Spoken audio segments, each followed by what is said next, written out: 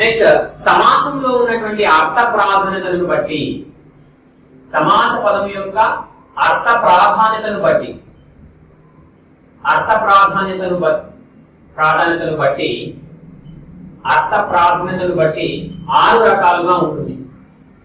అర్థ ప్రాధాన్యతని బట్టి ఎన్ని రకాలంటే 6 రకాలుగా ఉంటుంది. ఫస్ట్ వన్ వచ్చేసి ద్వంద్వ సమాసం, రెండవది ద్విగు సమాసం, మూడవది అవ్యయీభావ సమాసం,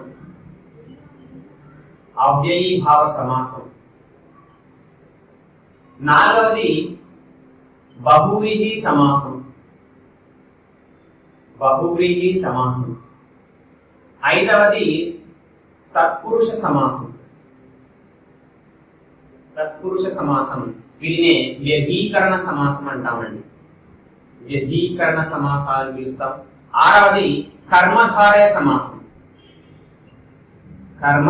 సమాసం, దీన్నే సమానాధికరణ సమాసం అంటామండి, సమానాధికరణ సమాసము అని పిలుస్తాం. నెక్స్ట్ ఇది వీటికి ఉన్నటువంటి 6 రకాలండి. 1 ద్వంద్వ సమాసము, 2 ద్విగు సమాసము, 3 అవ్యయీభావ సమాసము, 4 బహువ్రీహి సమాసము, 5 తత్పురుష సమాసము, 6 కర్మధారయ సమాసం. ద్వంద్వ సమాసములో 2 పదాలు ఉంటాయి కాబట్టి, ఏ సమాసమైన 2 పదాలు ఉంటాయి కాబట్టి ద్వంద్వ సమాసంలో వేటికి ప్రాధాన్యం ఉంటుందంటే ఉభయపద ప్రాధాన్యం కలదు. ఉభయపద ప్రాధాన్యం కలదు. 2 పదాలకు, పూర్వ పదానికి మరియు ఉత్తర పదానికి 2 పదాలకు ప్రాధాన్యం ఉంటే దాన్ని ఏమంటామంటే ద్వంద్వ సమాసము అంటాం. నెక్స్ట్ ద్విగు సమాసము అంటే ఉత్తర పద ప్రాధాన్యం కలది.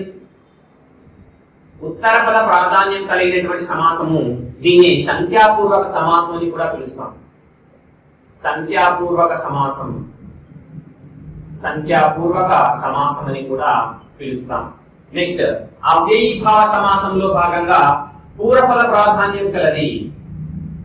పూర్వపద ప్రాధాన్యం